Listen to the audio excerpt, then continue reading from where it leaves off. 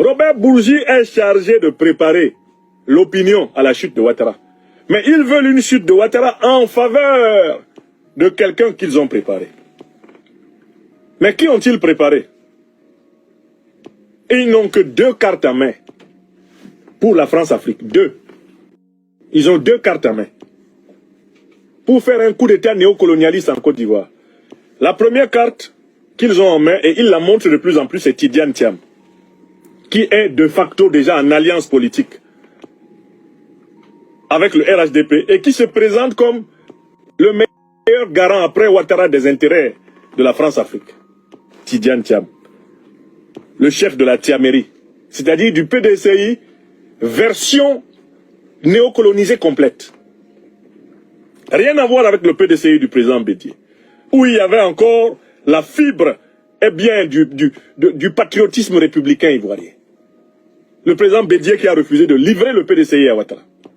Là, Robert Bourgi est chargé de défoncer Alassane Ouattara, en même temps que Laurent Gbagbo. Et bien sûr, Alassane Ouattara, lui, il a déjà garanti, croit-il, l'exclusion de Guillaume Soro du jeu politique. Donc, Robert Bourgi est chargé de mélanger Alassane Ouattara et Laurent Gbagbo dans la même saleté, histoire de dire que, mais qui est l'homme de la situation? Mais le banquier suisse. Qui est l'homme de la situation?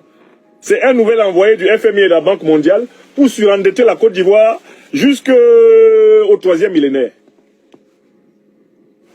Bourgi est donc chargé de saboter l'image du président Laurent Gbagbo. Et c'est ce que ma sœur Geneviève Bro-Grébé a bien compris.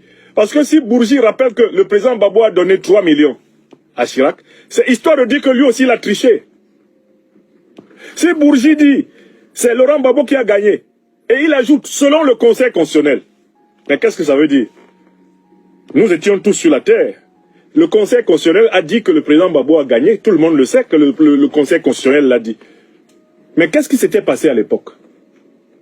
Il y avait 6 ou 7 régions du nord de la Côte d'Ivoire qui avaient été retranchées du décompte du vote.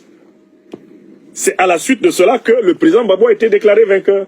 Parce que ces régions étaient réputées avoir été de théâtre d'irrégularité. C'est ça la décision qui a été prise par Paul Yaoundé.